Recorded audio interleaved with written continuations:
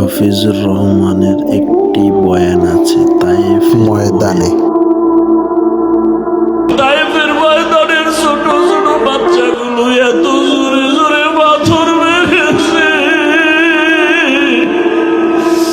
মনে হয় যেন পাথরের আঘাতে বৃষ্টির মতো আমার শরীর থেকে রক্ত পড়িয়া জুতা মোবারক আটকায় গেছে। আমার ওই কাফেরদের বাচ্চাদের পাথরের আঘাত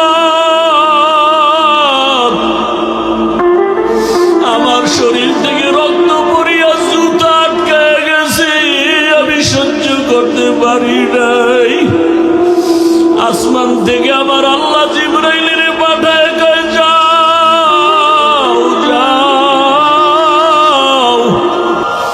আমার মায়ার নবী কান্না করলে আমি আল্লাহ সহ্য করতে পারি না। জিবরাইল আমিন আসি আমাকে বলে, নবী আপনি কাঁদিয়েন না, আমার মাওলা সহ্য করতে পারেন না।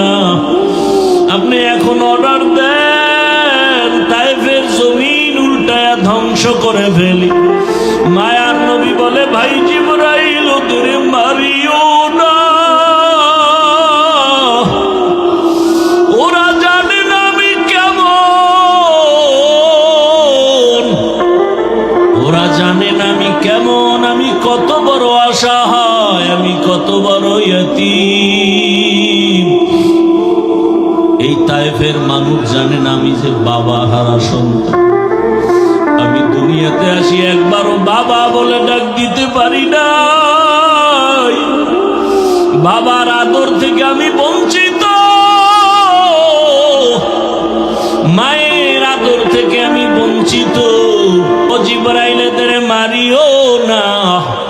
ও আয়েশা, ওই তায়েফের কথা মনে পড়লে আমি আর সহ্য করতে পারি না রে আয়েশা।